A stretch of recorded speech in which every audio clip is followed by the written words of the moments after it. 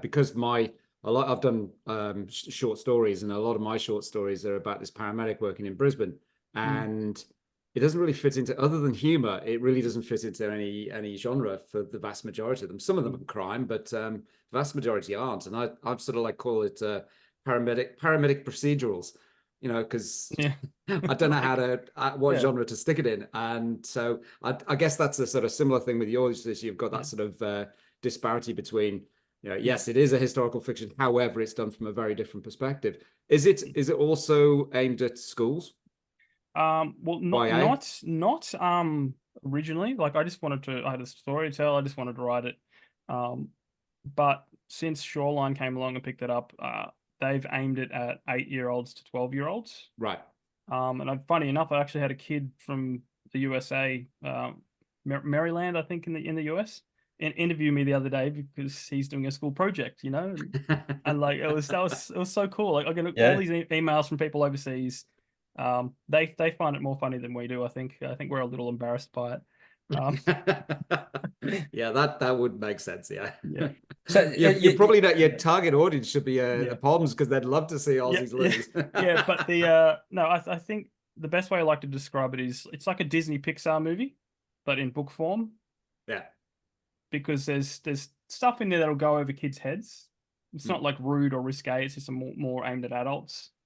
That sort of thing. It's So is it the case you started independently publishing and then you moved on, you got picked up by Shoreline Publishing? Yep. Just tell us quickly about that kind of journey, and did you have to make any significant changes to the book when it was then republished through Shoreline Publishing? Look, not really. They had someone read through it and then give suggestions, and they're like, look, there's no changes, like maybe a few words here and there, because I had more adult words in there, like only minor things, like no swearing or anything, but like things that parents probably wouldn't want their kids to read. So it's just flicking a few words around. But they actually said, you've got room for more art. So I just commissioned a lot more art through them. I think that's amazing. So it's basically just more of an upgrade. It was kind of like, you've got the emu terminology, which originally I put at the back of the book, but they put it at the front of the book, which I'm fine with. I think originally my thought was like, how you have the index at the back of a book, and like the glossary of terms. Like, so that's what I was aiming for. But so because the emus speak in their own language to an extent, so it's fun for kids figuring out, oh, what's that mean? What's this animal? That sort of thing. But not much change. Just like it looks more professional than it did. They basically just combined the artwork that I already had commissioned and threw it together. Okay, so it's been described as a delightfully clever envisioning of the Australian Emu War. So my question in terms of your research, what level of research did you have to do to ensure that there was historical accuracy in the way you were telling the fictional story told through the eyes of the emus, but it's still based on a historical event? What research did you have to do? Well, I basically just mapped out the series of events, and I had to kind of slot all the letters between. There's like, I think, 8 characters I have writing, 7 or 8 characters I have writing letters to each other. I had to slot them in between, but as research, it was just, there's a lot of YouTube documentaries, primarily done by Americans. And like just Trove there's a few articles on Trove, if you know the website about Trove, about you basically type into old newspapers and find out stuff like that. So I was just watching a whole lot of docos, and for me it was just figuring out the series of events. I didn't want to dive into the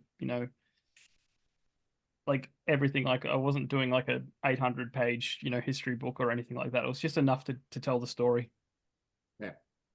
And how long from when you first heard about the Emu Wars yourself, when you first heard about this yarn in Australian history, did the idea for the story you're retelling through the eyes of the emu, what was kind of the gap between when you kind of learned about it? Was something that you already knew about, you'd learned through school, or because again, I didn't really know about it until I'd seen your book and started doing so. So it was a piece of history that I didn't know about.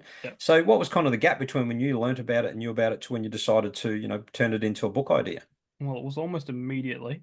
It's just something creative. But like, I had a friend, and this is like probably 5 years ago, maybe more, because time flies at the moment. But Yeah, I had a friend that worked at Taronga Zoo, and he told me about it. He said he loves to tell all the tourists about it. You know, like, see Yeah. that emu over there? They beat us in war. Yeah. And then like immediately, because I just have a creative mind. I've always had a creative mind. And I thought I have to do this. And there was a guy on my street that knew Ridley Scott.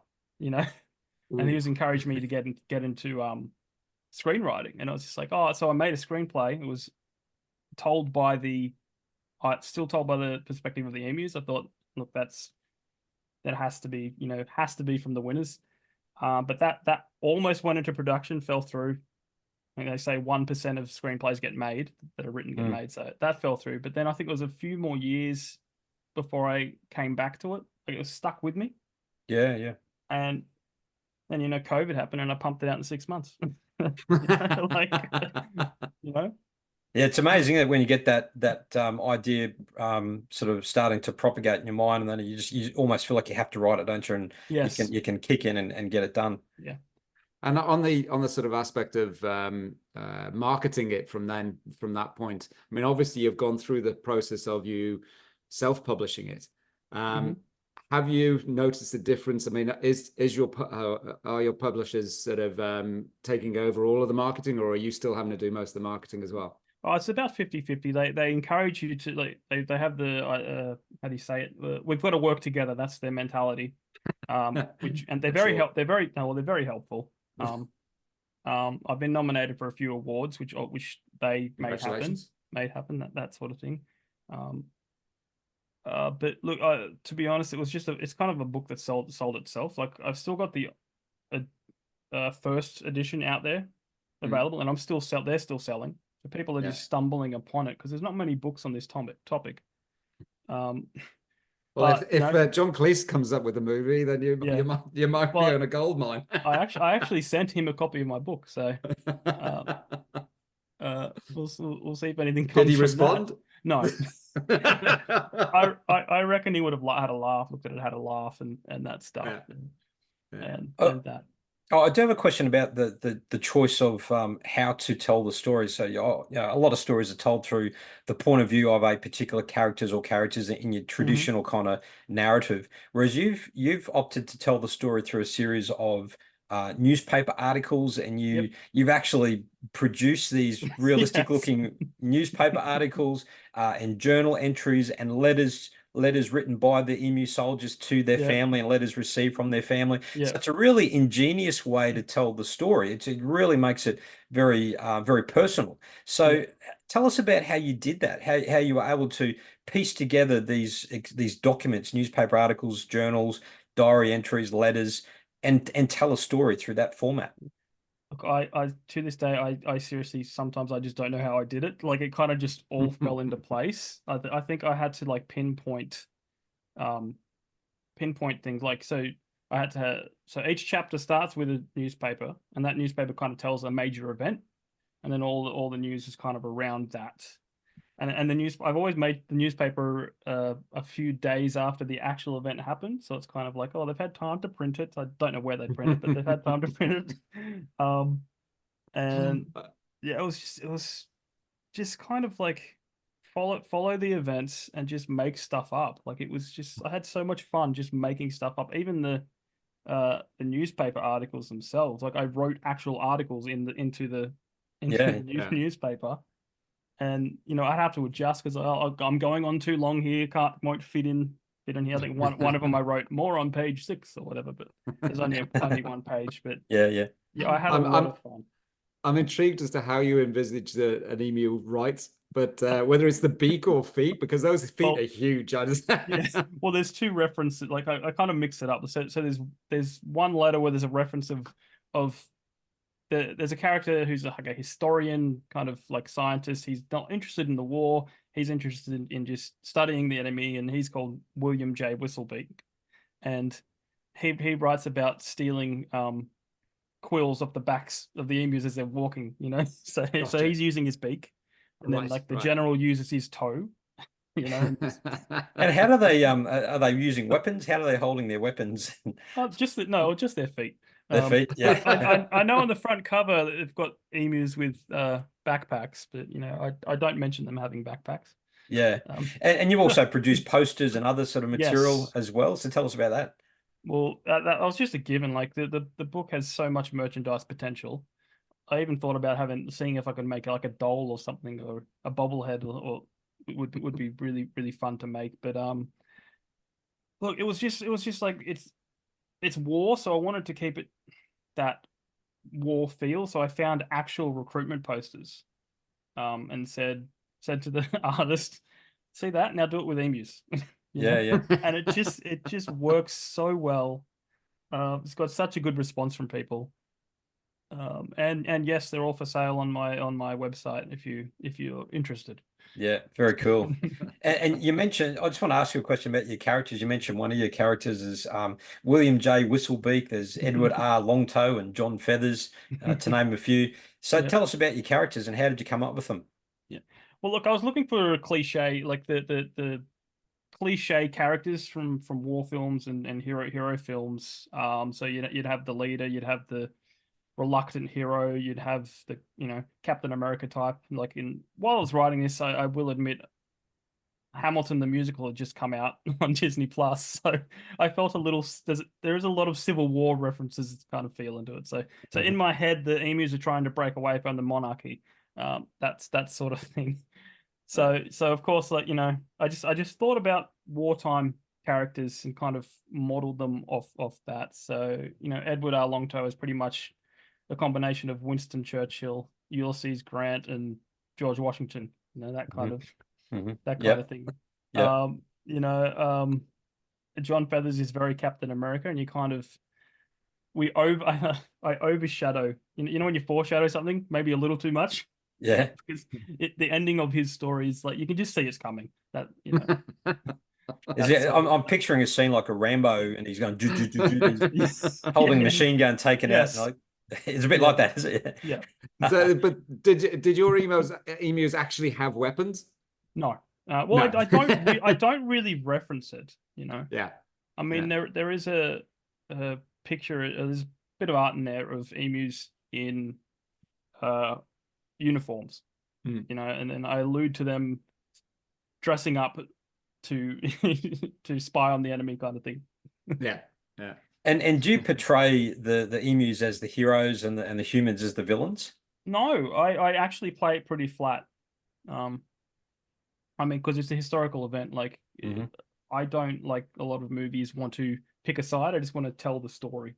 So it's open to interpretation. It's just written by those who win. And are there any underlying themes? Sometimes some stories have got a deeper hidden message or a key theme. Were you thinking of that? A lot of stories is the good triumphs over evil and all the rest of it. I know you said you want to keep it flat and you just want to tell an accurate story. Or were you just motivated to tell a good yarn? I just wanted to make people laugh, to be honest. I wasn't really thinking too deep, but I love Easter eggs. So there is like threads of, like there's a story that runs through the newspapers itself, but you got to look for it kind of thing. And I wanted to create a book that you'd have to read multiple times to pick up on everything. Excellent. So it was a lot of fun, and And well done. And we talked about your publishing journey and your marketing. What are you finding is working best for you in terms of marketing your book? I think honestly, it's having a presence online, like doing podcasts like this. Like that's one of the reasons I started my podcast, because I wanted to give a platform for people to come out and share their work and stuff, because I'm a big fan of old school things like flyers and like leaving books in my cafe. There's a lot of those pop-up bookstores and stuff, like take a book, leave a book kind of thing. A lot of them around there. But you're around putting all your books in. Yeah. yeah. I've been guilty of that. Yeah. I think most authors have. Yeah, well, there's no way you can know. But look, I think you stay at an Airbnb and you're putting books in there. No, well, I did that last year. Yes, it is last year. It's 2024. I did that last year. I stayed at a place and I left them a book. I said, "Thanks for the lovely stay. Yeah. Here's my book." Have you ever been into a bookstore and you snuck in and stick your book on the shelf with all the bestsellers list and take a photo of it and then grab your book and run out again? Not that I would do that, of course, but no, you haven't done that at all. Definitely not. That'd be fantastic. But maybe there's got to be creative ways to get your books out there. And I think I'm not a fan of Facebook ads and all that stuff. I think it's got to be more is genuine the word or just word of mouth, not forced. Friends, word of mouth. Yeah, and sorry, keep going. It might help, having like a great cover, like having a way that your book can stand out. And because I've seen a lot of books that they all just look the same. Yeah. And occasionally you go, oh, there's a cover that looks interesting. Yeah. All Yeah. right. All right. Well, look, we might wrap up very soon. Where can people grab a copy of your book? Here's time for a bit of a plug. Where can they find out more about you? Okay. Well, I have a website, jabryden.com. All the information's there. I mean, that's where you can get a signed copy of my stuff. That'd be the quickest way to find out everything about me. But there's Instagram, of course, Bryden. Just Google Bryden. You'll probably find I'm the only one. I'm the only one. Yes, actually, if you Google Emu Wars, I'm books like the second from the top, or maybe even the top. That and the podcast stories, the true and the fictional. Our Instagram is stories_podcasts. There we go. So yeah, check out Jamie's website and also the stories, the true and the fictional podcast. Jamie, it's been an absolute pleasure to have you on the show, and let's reconnect in the future. Let's continue these conversations and have more of this. Yes, definitely. Happy to come on anytime, and Harry, we will get you on our podcast as soon as Ryan's out of hospital. Excellent. Sounds good. I'll pencil it in. Cool. All right, guys, all the best. Thanks very much, and we'll see you next time, everyone. All the best. Bye. Bye now.